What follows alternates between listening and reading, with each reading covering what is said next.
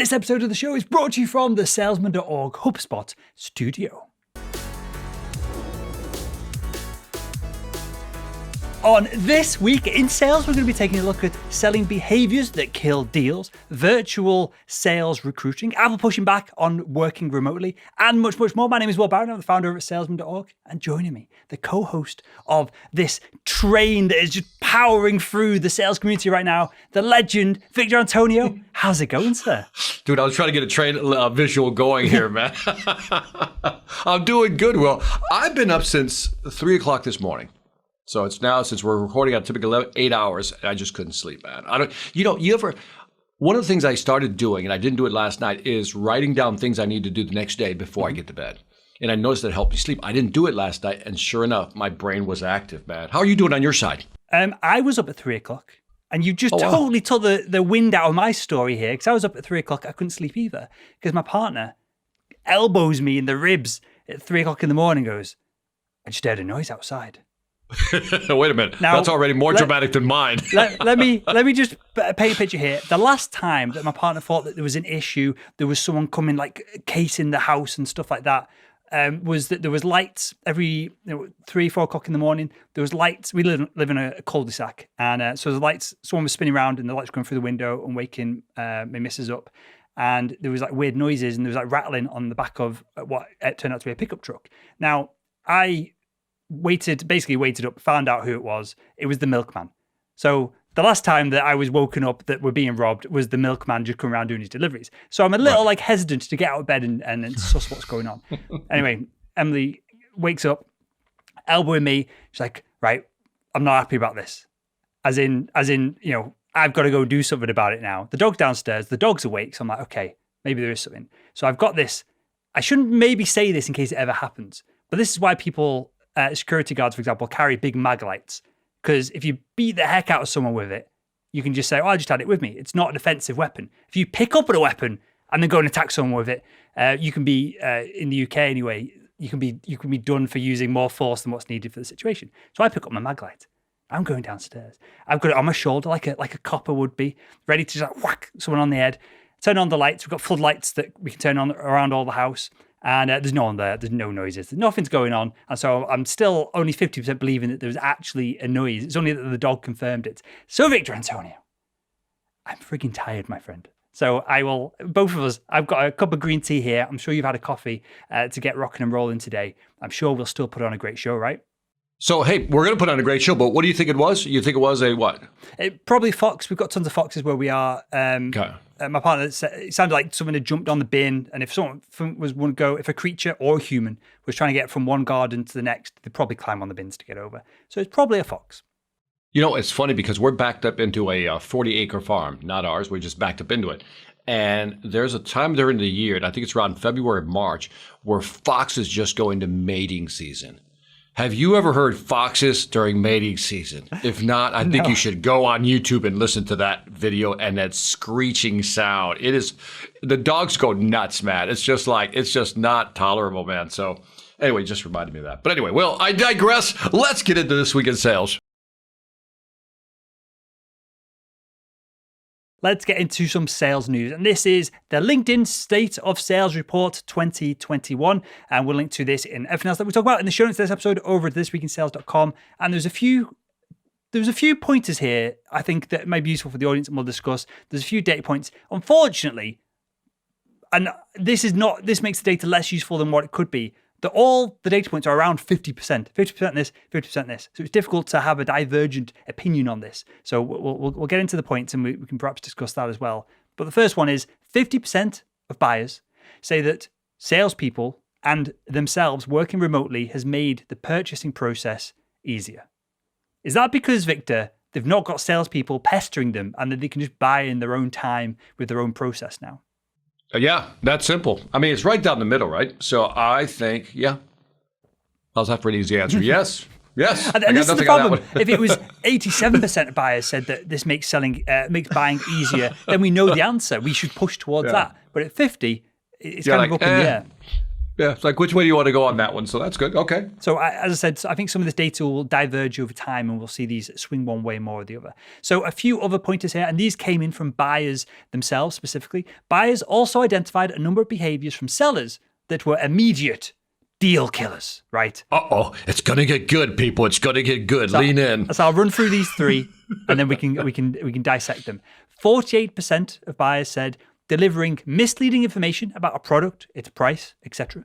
44% of buyers said not understanding my company and its needs. 43% not understanding their own product or service. So my question to you, Victor, is right now in 2021, as we record this episode of This Week in Sales, is the problem in the sales industry that we're trying to fix as well, we're trying to help with this, is the problem that there's a lack of sales skill, product knowledge, or is it what we kind of talk about almost every week, that we need more AI, we need more technology, and we need problem solving by code? Well, I told you before we started this that I'm car shopping right now, right? I visited 3 dealers. All 3 sales guys were horrible. Like, they didn't even ask us, like, why that car? Why did you come in to look at that specific car? Not one. Like, we walked in, we wanted to look at the Volvo X, I think it's the XC40 or CX40, whatever the letters are. We said that one right there. No question was it like, well, why that one? Nothing like that. They just kind of said, okay, like, duh, and just give us the keys, give us your license, and then you can go take it for a test drive. Went to the next one, which was the VW. We want to look at the Tiguan, same thing. Next one, Mazda, want to look at that one, same thing. And the only reason we're looking at a second different car, Mazda, is because I said, hey, what's that one over there? Because it was like an XC5, and I said, what's this over here? That's an XC30. I said, well, that one looks interesting. Not at any moment did they say, why now? Why this? Not once. So, yeah. Dude, you can give, by the way, you can give an idiot tools. It'll just make him an idiot with tools, right? that is my, like, kind of almost like a mission statement at this point. Dude, you can't. I feel your angst. It's painful. So we're doing this webinar. We're doing it weekly now. If you head over to salesman.org/webinar, you'll find it there. If you're interested, get signed up to it. It's a live webinar. And the whole first 15%, 20% of the webinar is that a lot of salespeople are failing, and it's not necessarily their fault. They've not been told what to do. They've been given a quota. They've not even had decent product training. At the minimum, your company should be giving you that, and perhaps you take the initiative and do sales training, negotiation training, all the mindset stuff yourself or on the side in your own time, because that translates to any sales role, right? Any business role in the future. That's valuable to just know in general. But the product training, at the very minimum, should be done by the company, because who else can do product training as well as the company producing and shipping the products? Yeah, it's funny. I'm in the car with the guy, right? This is the Mazda one, the one we're leading towards. And so the guy, he spews off a couple of gibberish points. He thought I wasn't listening, and he says, da-da-da-da-da, and he says something like and thought that's a VRS, a something. I go, what's a VRS? And he literally had to try to remember what it was. Like, oh, that stands for, variability, something. I go, okay, what does that mean? And he couldn't answer the question. He couldn't answer the question. He was just spewing data, but couldn't answer the question. So I love this. The first one, that 48% delivering misleading information about the product, and the last one, not understanding their own product. That's huge. And that's what you're talking about. Where's the product training? We'll come on to this in a report that towards the end of the show of people leaving sales, time in sales jobs, because all of that effective is important, right? Because it just could be that coincidentally the reps, the car salespeople that you dealt with, it was the first week on the job. Now, I'm gonna go with your statement right here at the end. Here, it's shitty salespeople who haven't been trained. Those are your words in our notes. I agree with you 100%. It's shitty people who haven't been trained. Okay, so on that point, then, Victor. Yes, sir. I know the answer to this, but I just want to drill it in for the audience. Whose responsibility is it for salespeople listening right now who are going, you're talking about me? I'm trying really hard, but I don't have the skills and the knowledge. Whose responsibility is it to get that knowledge into you? I used to have a real hard-ass statement. So this is Victor, growing with wisdom and just being more reflective of my answers. And that is, I would immediately say the salesperson is ultimately responsible for their own training. But the thing is, you and I came from a product-centric type of market, right? You're in the medical industry, I came from telecom, where we need like product managers to really walk us through what this thing can do, right? Because we sometimes don't understand what we're about to sell. So I think there's equal responsibility. At the end of the day, the salesperson is responsible. But when we talk about onboarding people, that's where the product managers have to kick in and give them great training. Yeah. Okay. Well, let's move on to the next topic, talking about salespeople going from one job to another. Tell us about this virtual recruiter. So, you know me, I'm always on the lookout for AI, just cool AI stuff. This one, I'm half-heartedly wanting to talk about it because I know how you feel about some of this stuff. But I thought I'd say, you know what, let's kind of go somewhere different. There's a company called, and I believe the pronunciation is Silential. Now see, that right there, like Silential, even if it was Silential, I mean, already that bothers me. Anyway, spelled Celential. Silential.ai appoints a vice president of AI and sales, expands its AI-powered, listen carefully, virtual recruiter service to sales recruiting. Whoa. So now we have AI about to do some recruiting here. So if you got, as Will would say, shitty salespeople, unquote, then maybe Silential is your answer. So Silential is like a top of the funnel type of company where it develops an unparalleled deep understanding of candidates' background using machine learning, natural language processing, and data science. They say our virtual recruiter, they have a virtual recruiter, sends out highly individualized emails to high potential clients on behalf of the hiring manager, creates automatic follow-ups based on accurate sentiment analysis, which is basically what the tone of the message is. What would take recruiters hours now is done in a fraction of the time, and rolled out to scale also. So this is just, I put a little note here for myself to remember, this is like HR prospecting. It's like your prospect to be just practical. So, I mean, what do you think of that? So like a virtual recruiter. This makes more sense to me than using the same technology in a sales role where you reach out to buyers. Because if you are essentially selling a decent job, you can, as a recruiter, to probably 50 salespeople that you've just dug up on LinkedIn, they're probably going to reply to it. Versus if I'm trying to sell a product, it doesn't matter what that product is, the buyer probably has more resistance, a bigger barrier for them to accept a call or move to like the first steps of the sales process. So they can probably get away with it in HR or get away with it in recruitment to send a bit more, because it's going to be more spammy than a handwritten note. It has to be, right? Right. So yeah, this is a better fit for this kind of technology. So, okay. So do you get, by any chance, job offers off of LinkedIn? I did, but then I turned off a load of notifications and opt-ins and stuff on LinkedIn, and basically just blocked anyone from offering me jobs. So I did at one point, and now it's I need to do that. Off. Well, I need to do that because I get these job offers, and I'm like, have you even looked at my background? You know what I mean? I'm like, have you looked at my background? It would tell you that this is not a fit. So I'm wondering also, there's an application called crystalknows.ai. That's the website, Crystal Knows. Are you familiar with that one? I am. Crystal Terrible Knows. name. It just reminds me of like a meth addict or something. Yeah, Crystal Meth Knows. Crystal Knows basically is you can use the application on LinkedIn, and it will go through a person's profile and give you some type of, almost like a disc assessment via LinkedIn. And so I can see how like that type of data tied in with maybe somebody's background that they pull off of, LinkedIn, and maybe kind of structure some type of response, and some phrasing. So I can see where this actually, again, they're top of the funnel. And by the way, on their website, they actually have good case studies of where they've been very successful in finding new recruits. So maybe worth looking at. Horrible name, Silential.ai. I would check them out. For sure. If you're looking for people, yeah. Well, if you're looking at changing jobs, well, this is a report from, the data is on bdaily.co.uk, talking about remote working, pushing salespeople away from their jobs. It's entitled Remote Working Has Pushed Salespeople Away. What is the solution? So this is a survey of more than 2,000 revenue leaders across the US, Canada, France, and Germany. And it states 58% of sales decision makers have reported that salespeople have departed their teams at higher rates than normal over the past 12 months. Now, no, that's surprising, isn't it, Will? I don't know if it's surprising. It feels like it needs another 7 points to caveat it, because have they sacked a load of people because no one's buying product, so they're trying to reduce their workforce? In which case, clearly you're going to have salespeople departing their company. They're not saying departed is a bit of an ambiguous term. Perhaps they should have be more specific of no longer work there, having been let go.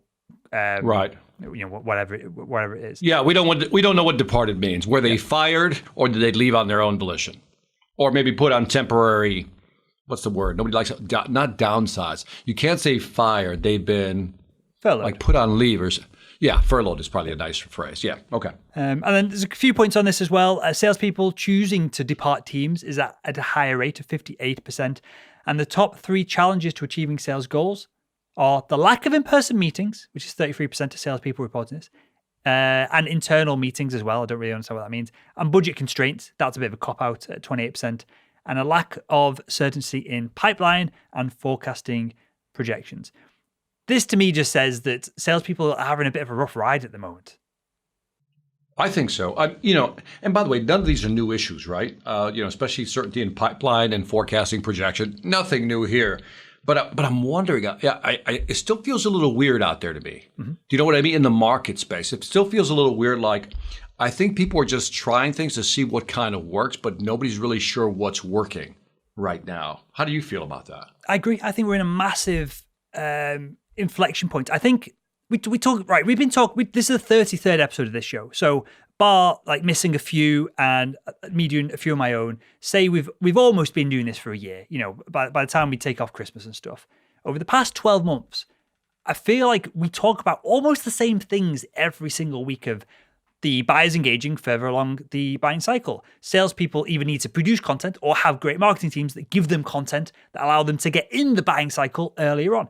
AI is coming along and giving more intelligent insights at certain points of the sales process. There's a divergence in some sales teams are getting pushed to use AI and technology to spam, and others are using it to perhaps do more intelligent one-to-one outreach. And there's a debate as to which one of that will win over the long term. I don't feel like what we've said over the past 12 months, what we've chatted about, Victor, has changed. I feel like it's just accelerated. And clearly we've just gone through a world-wide global pandemic, so things are going to accelerate.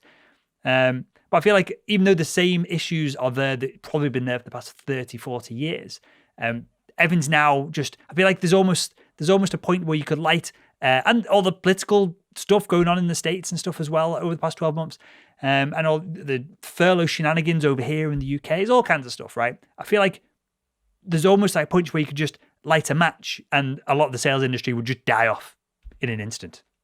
Yeah. What do you mean by when you say accelerate? I kind of didn't get what you meant by that. So I feel like it's changing, but it's accelerating. So, for example, millennials aging up into buying roles. So I'm a buyer. We have a small budget each month that I spend on technology and tools and stuff.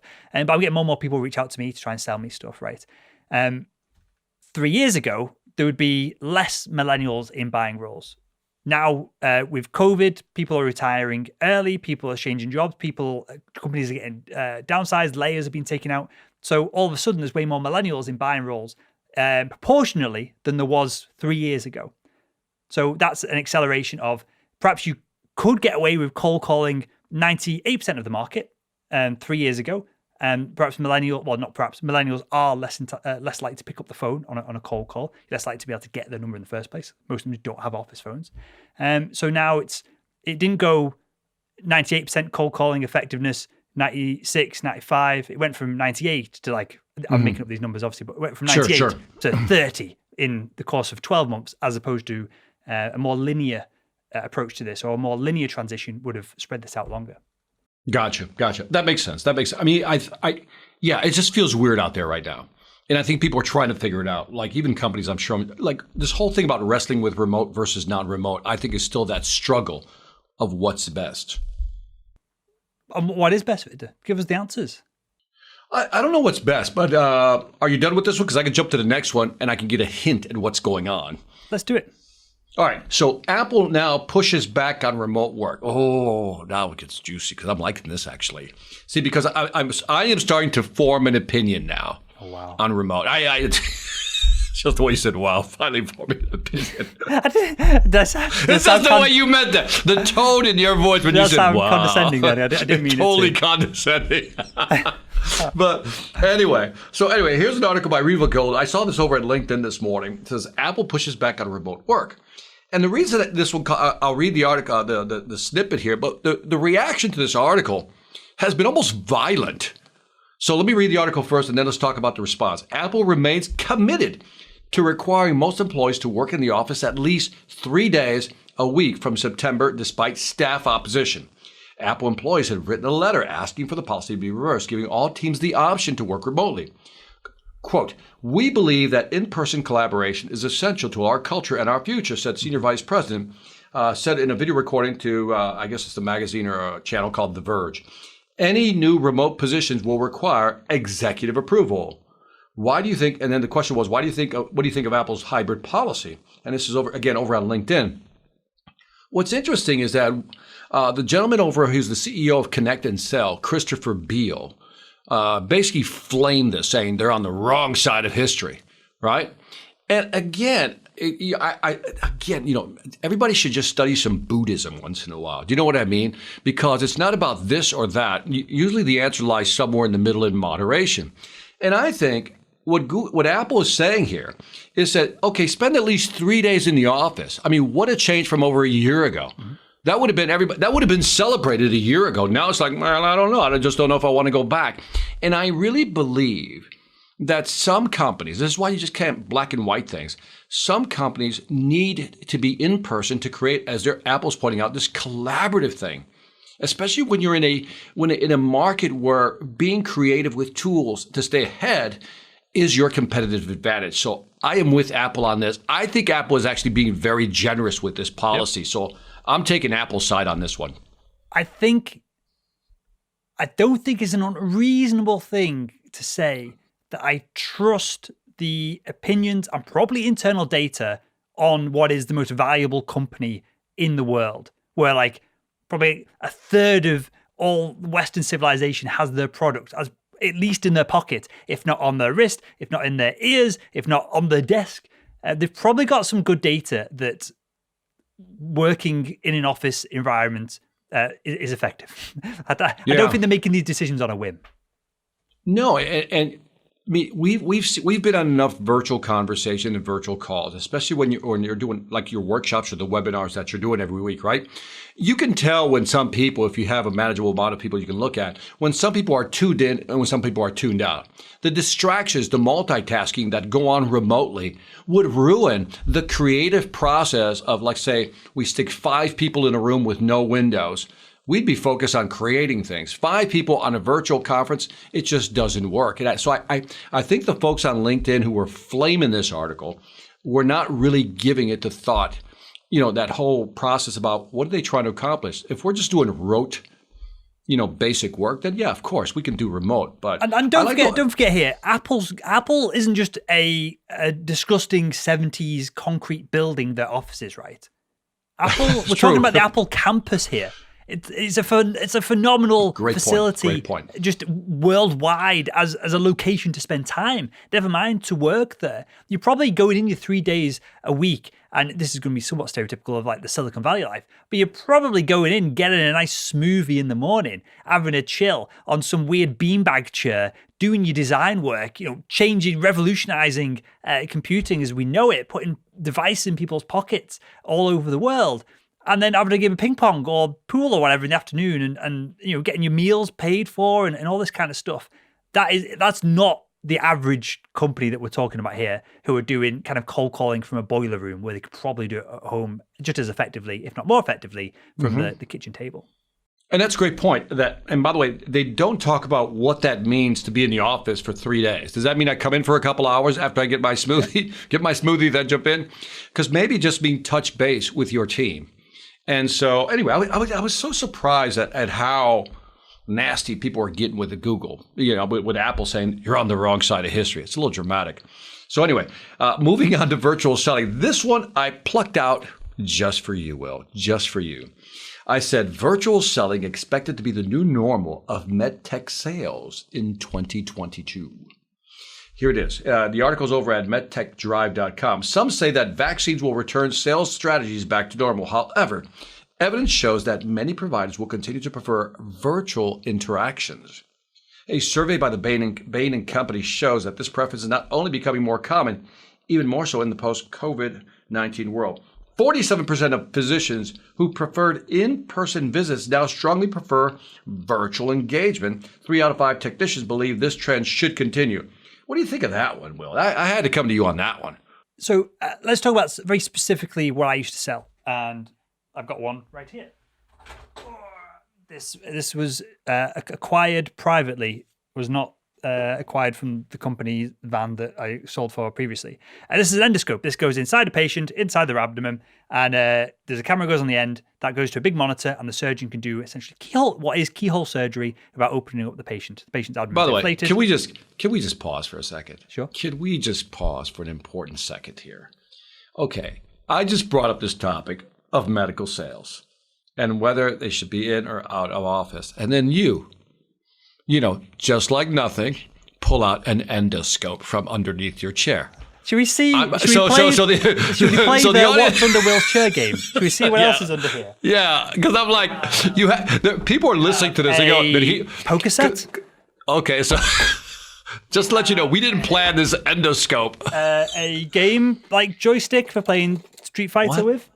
Street Fighter. Okay. We have. This is a random one. These are some targets for a BB gun, an air rifle. I think we're getting to what else is left now. We have this weird device covered in crap that is used for editing videos. So it has multiple buttons that can be assigned and a jog wheel there. And I think, we have, I'll give him a plug. We have Daniel Disney's new book, The Ultimate LinkedIn Sales Guide, from when I recorded with him not too long ago. I'll stick that on the desk there and give young Daniel's book a plug. There's probably tons of other crap here as well, but yeah. I don't know why it's under there. It's just with stuff. This room is just full of just stuff. By the way, if you're listening to this on audio, please run over and watch this video. And you're going to see Will pull out some crap from underneath this chair. That was not planned. But anyway, back to this, because people are going to think we planned the whole endoscope thing. So, we did not. He just pulled it out. So the reason I brought this out, and I was showing you the point of it, is it's very tactile. It's very hands-on. When the camera's being attached, and there's different, for example, here, this unscrews in multiple ways, different adapters. So this scope itself has 3 adapters on it. So depending on your camera system, you have a light cable that goes in, you have a camera stack, you have the scope. So it'd be very difficult for me to do a camera system demonstration without being in the room with the surgeon. If you had a nurse hold up an iPad with me trying to zoom into the room and describe things, explain things, I'm sure it physically could be done, but the surgeon's not going to like it because this equipment's being used on a patient in real time, and they don't typically have the facilities and the nursing staff and even like an engineering staff to have multiple camera systems set up just in case something goes wrong with the demonstration here or we need to switch back to the old systems. So the point of all that is that I feel very strongly that a lot of medical device specific sales roles, you will have to have a salesperson in the room, because you're not just selling, you're also training the staff and the surgeon on the equipment as the demonstration goes on, and you're there to press buttons when things go wrong and someone presses the wrong thing, the lights go off and all that kind of stuff.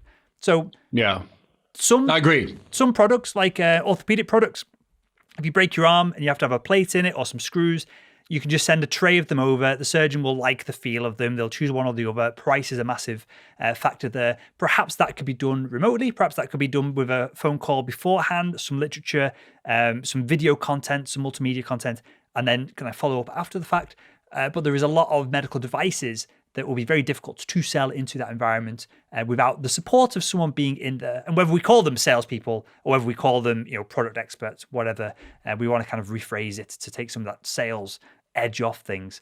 It's going to be difficult to provide a service of getting these products into places where they need to be so that they can improve the quality of lives for the surgeons and patients without people physically in the room. Yeah, you almost have to touch the stuff. Like, I don't know about you, but I'm very tactile, and so I like the endoscope, you can show it to me on video, but I want to kind of touch it.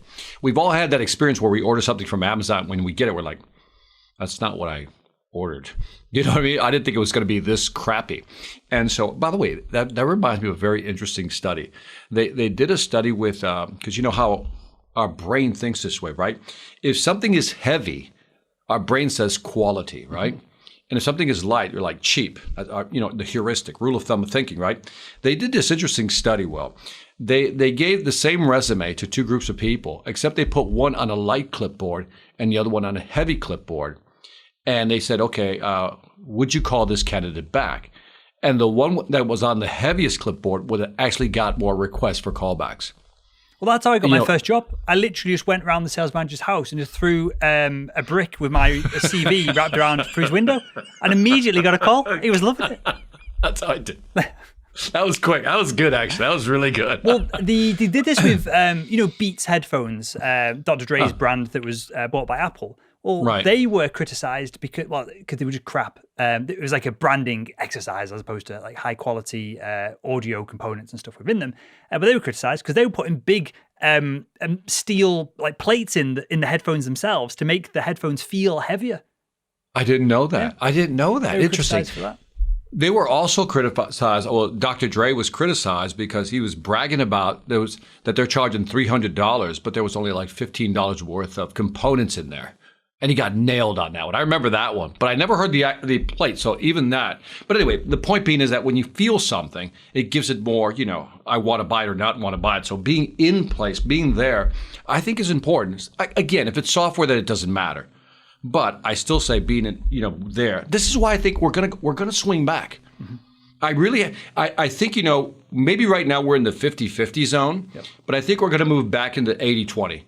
80% is going to be face-to-face. 20% is going to be virtual. And again, I'm generalizing because different industries will have different ratios, but that's kind of my feeling, my gut feeling. I think what's going to happen is, and we'll carry on the analogy of the surgeon, they're going to make a buying decision, they're going to make the wrong buying decision once, and then they're never going to do anything virtual ever again because these are $3,000 a pop, right? There's a ton of like really sophisticated glass rod lenses in this. These are $3,000 a pop. When they break, they're 1,500 quid as a flat fee to repair.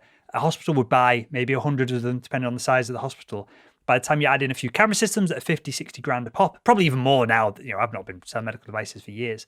So you're looking at, 3, 4, 500 grand. You only have to make that mistake once, and you're never going to rely on a Zoom call again, are you, to buy something, to do this again.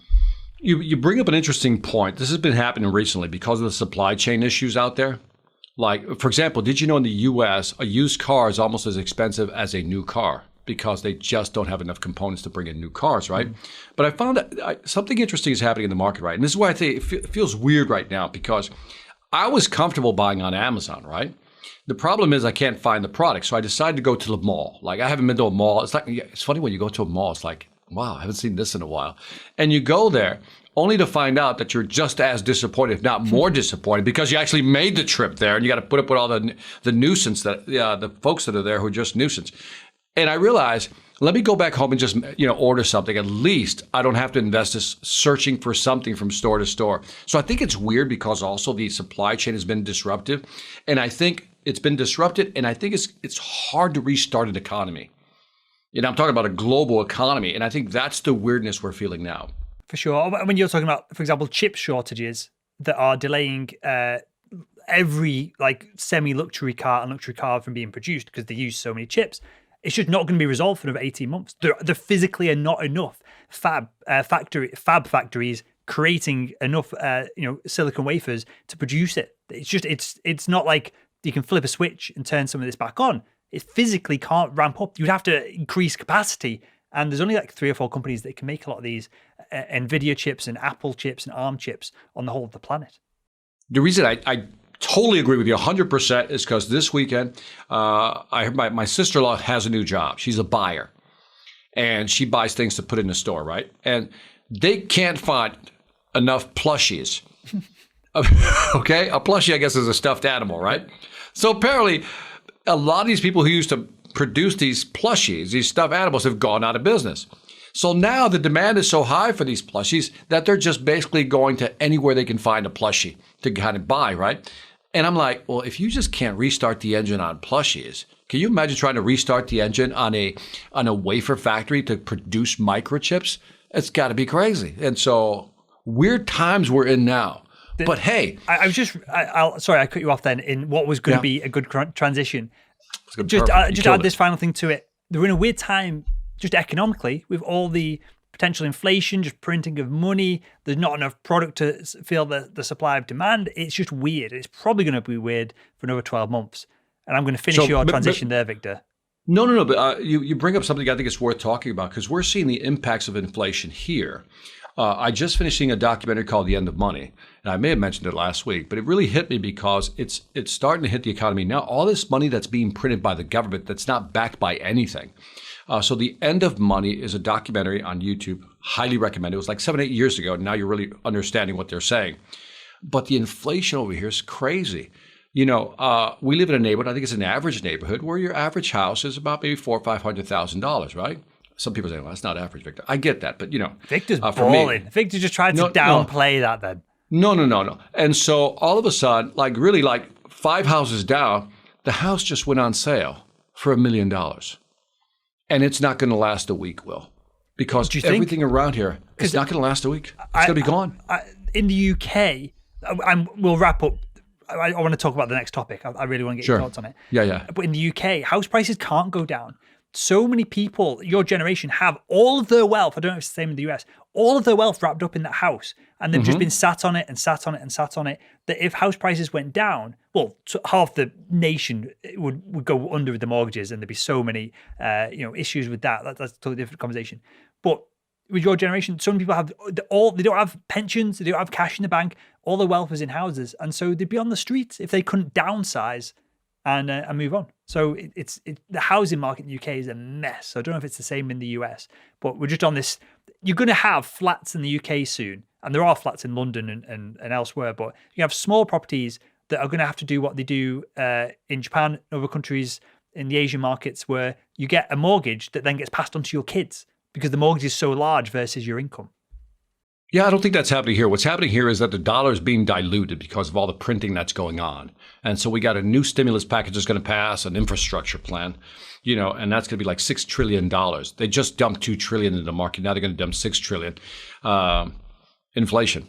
Dave Ramsey, who's a financial guy here in the U.S., I don't know if you know who he is. Yep. He was asked the question, is this a bubble or is this inflation? He goes, it's inflation. In other words, these prices aren't going back down. That's the scary part. These prices aren't going back down. So, but speaking of scary and interesting, Will, that's the best transition I have.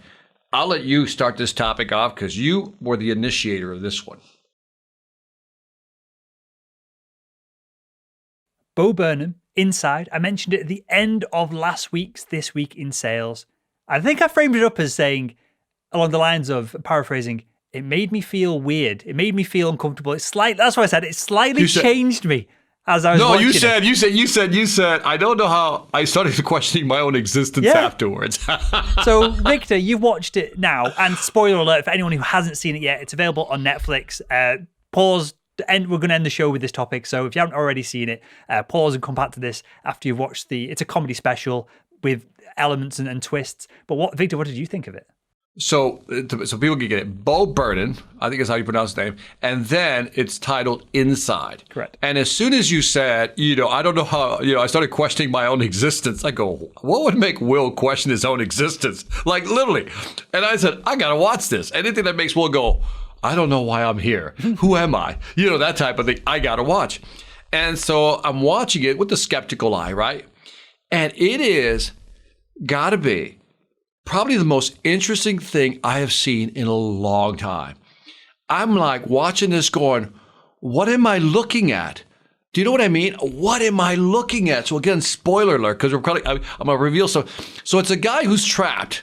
Not trapped. He's in this room. That's the way he's setting it up. And it's almost like a little over a year now, I think. He's in this room.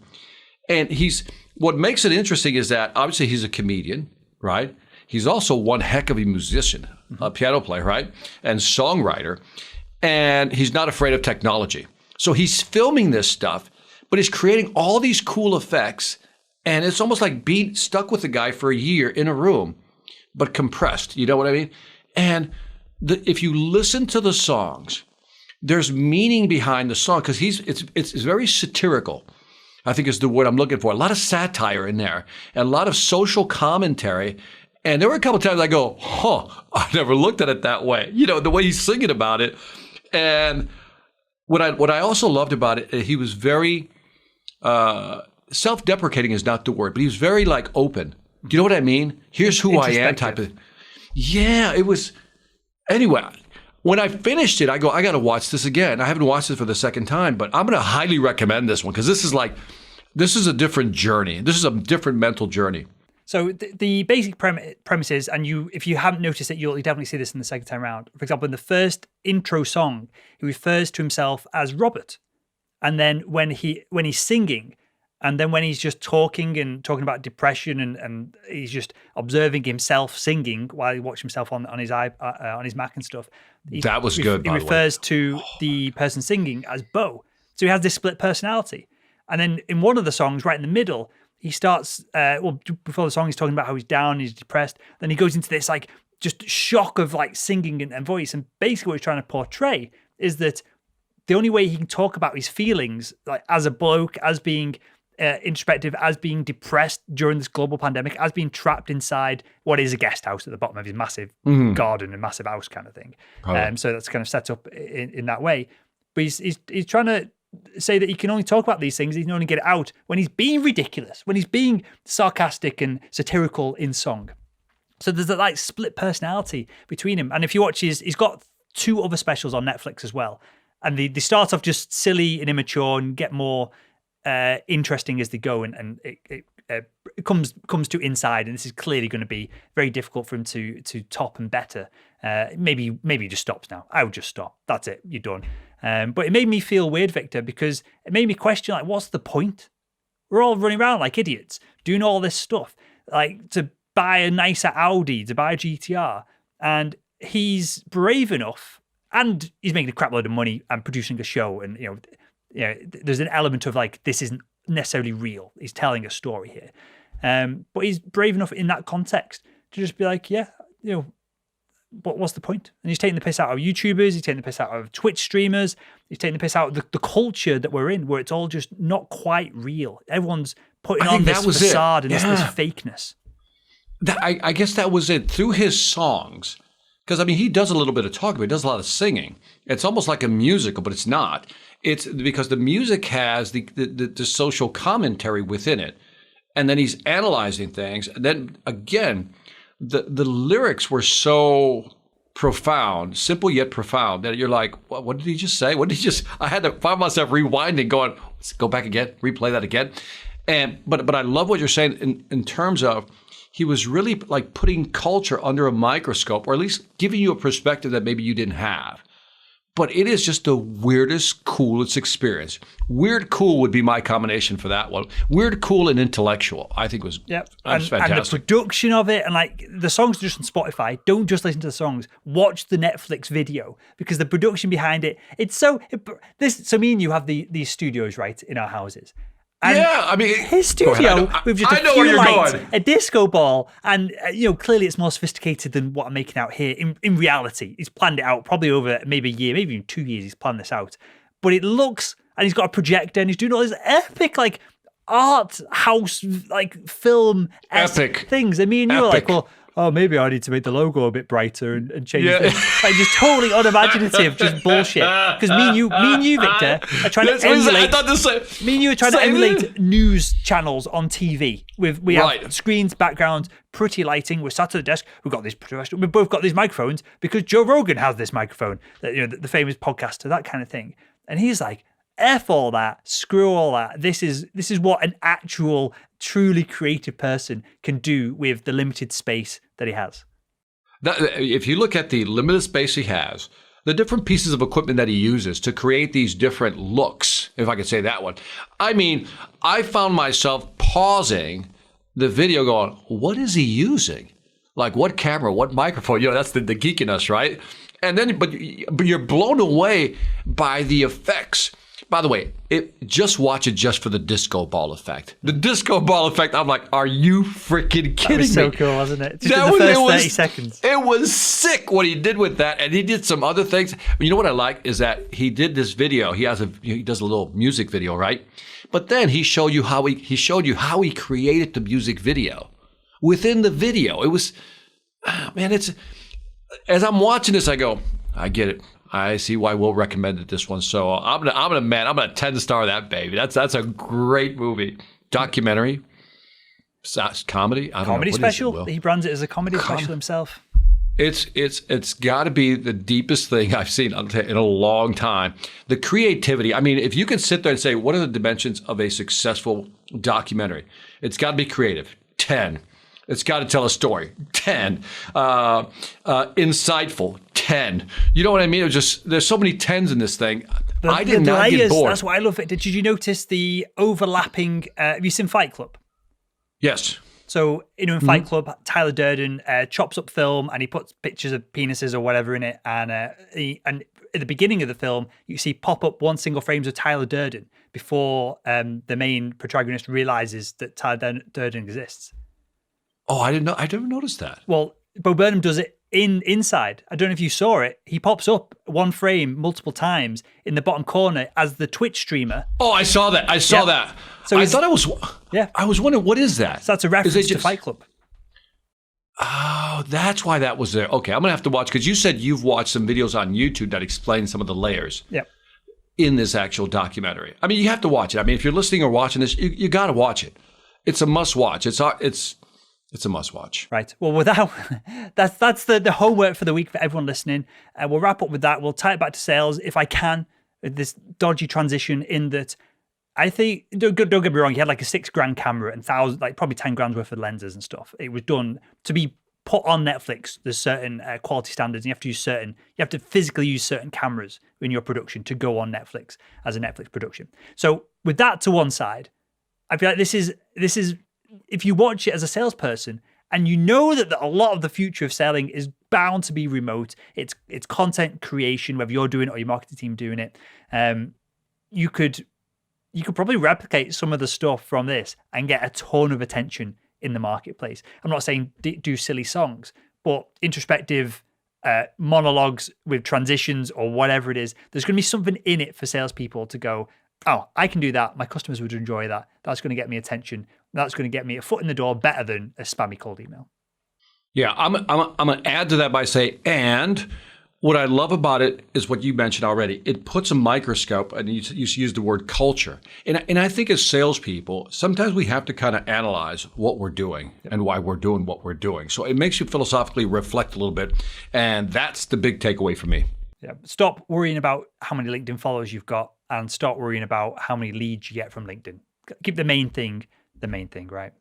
That's your line, isn't it? Keep the main thing the main thing. Are you going to get a shirt that says that? I'd get the shirt, man. It's the main thing is the main thing. You keep saying that all the time. I definitely say it. I definitely did not make it up. But yeah, or the better one is, and this is probably where it came from, do what makes the boat go faster. I can't remember who it is. I think it's an American Olympic rower. That's all he does. Does it make the boat go faster? Yes, I'll do it. Does it make the boat go faster? Go to this event and speak. I'm not doing it. Does it make the boat go faster? I've been offered a sponsorship with Nike. No, I'm not doing it. It's distraction. Does it make the boat go faster? That's what salespeople should be thinking. Does it drive more revenue? Does it drive more revenue? Cool. Well, with that, we'll wrap up the show there. Next week, I think that could be a cool feature in Culture Corner, Victor. We give the audience some homework and we get their feedback on a documentary, a piece of music, a film or something. We'll do that in the future. That was Victor Antonio, sales legend, sales royalty. My name is Will Barron. I'm the founder of salesman.org, and that was This Week in Sales.